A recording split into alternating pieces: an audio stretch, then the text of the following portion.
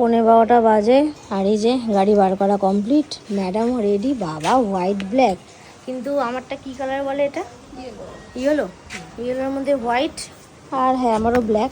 আমরা রেডি এখন যাওয়ার জন্য। 12টার মধ্যে এখন চলে যাব, কিন্তু জানি না কি হবে কি হবে না, পরে শেয়ার করছি। অনেকগুলো জিনিস কিনতেও তো হবে। তা চল বেরোনো যাক। আমরা কি বলি? চলো।